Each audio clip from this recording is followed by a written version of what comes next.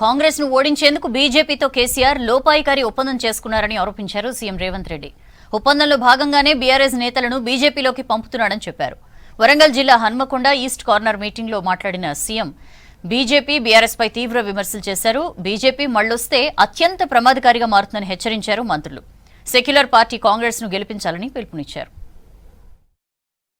కాంగ్రెస్ ను దెబ్బతీసేందుకు బీజేపీతో కలిసి కేసీఆర్ కుట్ర చేస్తున్నారని ఆరోపించారు CM Revanth Reddy. Hanamkonda corner meeting లో పాల్గొన్న రేవంత్ బీజేపీ బీఆర్ఎస్ పార్టీలపై తీవ్ర విమర్శలు చేశారు. బీజేపీని గెలిపించడం కోసమే కేసీఆర్ తన డమ్మీ అభ్యర్థులను నిలబెట్టాడని చెప్పారు. బీఆర్ఎస్ నేతలు నగదు నారాయణ రాజకీయాలు చేస్తున్నారని ఆరోపించారు.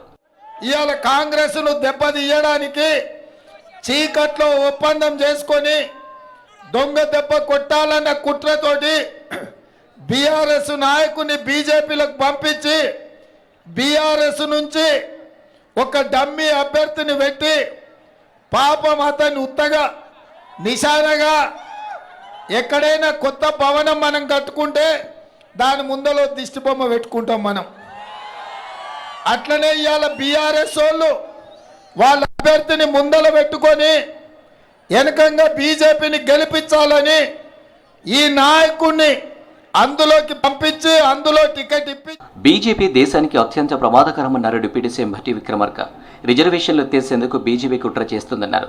హైదరాబాద్ గాంధీ భవన్లో మీడియాతో మాట్లాడారు భట్టి. రిజర్వేషన్లు ఎత్తేసేందుకు మోదీ 400 సీట్లు అడుగుతున్నారని ఫైర్ అయ్యారు. భారతీయ జనతా పార్టీ ఎప్పుడు అవకాశం దొరుకుతుందా అప్పుడు ఈ దేశంలో భారత రాజ్యాంగం ద్వారా ఆనాటి కాంగ్రెస్ ప్రభుత్వాలు ఇచ్చినటువంటి రిజర్వేషన్ని ఎప్పుడు తొలగిద్దామా అనేటువంటి ఆతృతతో ఎదురు చూస్తూ ఉన్నాయి. మాకు 400 సీట్లు ఇవ్వండి, మేము చేయాల్సింది చాలా ఉన్నాయి, భారత రాజ్యాంగాన్ని కూడా మార్చేయాల్సింది ఉంది అని ప్రజలు విజ్ఞప్తి చేస్తూ ఉన్నారు. ఈ ఎన్నికలు 2 సిద్ధాంతాల మధ్య జరుగుతున్నాయన్నారు మంత్రి సీతక్క. గాంధీ గాడ్సే సిద్ధాంతాల మధ్య ఎన్నికలు జరుగుతున్నాయని చెప్పారు. రైతు భరోసా ఇవ్వకుండా బీజేపీ బీఆర్ఎస్ అడ్డుకున్నాయన్నారు. ఉచిత బస్సు 200 యూనిట్ల కరెంటు ఇస్తే కేసీఆర్ ఒరవలేకపోతున్నారన్నారు సీతక్క. గాంధీ ఈ దేశం కోసం పోరాడినటువంటి గాంధీ సిద్ధాంతం కాంగ్రెస్ మోస్తుంది. మరి గాంధీని చంపినటువంటి గాడ్సే సిద్ధాంతం మోస్తున్న బీజేపీ కార్పొరేట్ కంపెనీల వైపు ఉన్నది, కష్టజీవి వైపు ఉన్నది కాంగ్రెస్ పార్టీ, రాహుల్ గాంధీ అని ఈ సందర్భంగా తెలియజేస్తా ఉన్నాను. వర్షం కారణంగా కరీంనగర్ సభకు సీఎం రేవంత్ రెడ్డి రాలేకపోయారని చెప్పారు మంత్రి పొన్నం ప్రభాకర్. ప్రజాస్వామ్యాన్ని కాపాడుకునే వారంతా కాంగ్రెస్ కు ఓటు వేయాలని పిలుపునిచ్చారు.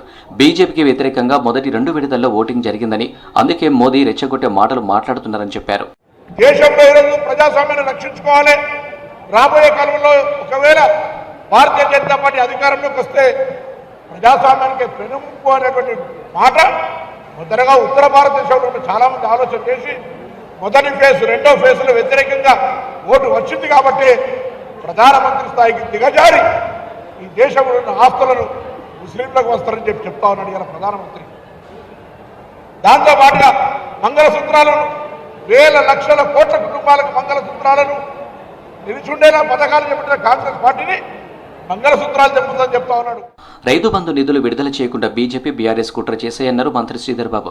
2018 ఎన్నికలప్పుడు రైతు బంధు నిధులు విడుదల చేసేందుకు ఈసీ ఎందుకు అనుమతించిందని ప్రశ్నించారు. ఈసీని సంప్రదించి వివరణ తీసుకుంటామని చెప్పారు. బీజేపీ చేస్తా ఉన్న కుట్రలు రైతు సోదరులందరూ గమనించాలని కోరుతా ఉన్నాం. ఇదే 2018 ఎన్నికల సందర్భంలో ఎన్నికల రోజున కేసీఆర్ ప్రభుత్వం రైతు బంధు డబ్బులు బ్యాంక్ అకౌంట్లో వేసింది. అప్పుడేమో నోరు మెదపలే, ఎందుకంటే బీజేపీ బీఆర్ఎస్ కలిసిన నడిచిన ప్రభుత్వాల ఈ పని ఇప్పుడు ఎలక్షన్ కమిషన్ ఎందుకు చేసినట్టు రైతు సోదరులందరూ గమనించాలి. ప్రచారానికి మరో 6 రోజులు మిగిలి ఉండడంతో సభలు, రోడ్ షోలతో ప్రచారం ముమ్మరం చేశారు సీఎం రేవంత్, మంత్రులు. బీజేపీ బీఆర్ఎస్లపై తనదన శైలిలో విమర్శలు చేస్తూ ముందుకెళ్తున్నారు.